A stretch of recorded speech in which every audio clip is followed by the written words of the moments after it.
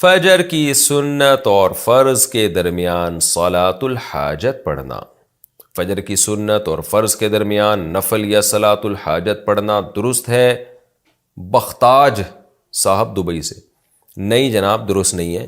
رسول اللہ صلی اللہ علیہ وسلم سے زندگی بھر صبح صادق کے بعد، یعنی جب فجر کا ٹائم شروع ہو جاتا ہے تو اس کے بعد سے لے کے فرض نماز تک 2 سنتوں کے علاوہ کچھ بھی پڑھنا ثابت نہیں ہے، تو لہذا اس میں 2 رکعت سنت ہی پڑھیں گے، اس کے علاوہ کوئی نماز نہیں ہو سکتی۔ ہاں قضاء عمری پڑھی جا سکتی ہے، اس لیے کہ یہ فرض نماز کے لیے یہ وقت ہے، تو جیسے ادا فرض آپ فجر کی پڑھیں گے تو قضا بھی پڑھی جا سکتی ہے اس میں، تو قضاء عمری چاہے فجر کی ہو، ظہر کی ہو، کوئی بھی ہو وہ پڑھی جا سکتی ہے، اس کے علاوہ نماز پڑھنا ٹھیک نہیں ہے۔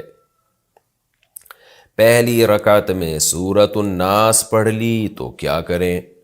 پہلی رکعت میں سورہ ناس پڑھی تو دوسری رکعت میں کون سی سورت پڑھیں گے؟ نیز اگر وتر کی پہلی رکعت میں سورہ فلق اور دوسری میں سورہ ناس پڑھی تو تیسری میں کون سی سورت پڑھیں گے؟ محمد سالم صاحب انڈیا سے۔ محمد سالم صاحب، صحیح سالم بات تو یہ ہے کہ ترتیب سے صورتیں پڑھا کریں، ترتیب سے، جیسے پہلی رکعت میں سورہ فلق تو دوسری میں سورہ ناس، لیکن اگر کسی نے اس کی ترتیب کے خلاف بھی کر لیا تو کوئی گناہ نہیں ہے، خاص طور پہ جب بھولے سے ہو جائے۔ تو اگر کسی نے بھولے سے پہلی رکعت میں سورہ ناس پڑھ لی ہے تو بہتر تو یہ کہ دوسری میں بھی سورہ ناس ہی پڑھے وہ، لیکن اگر وہ سورہ فلق بھی پڑھ لیتا ہے تو بھی ٹھیک ہے، بہتر یہ ہے کہ سورہ ناس دوبارہ ریپیٹ کر لے اگلی رکعت میں۔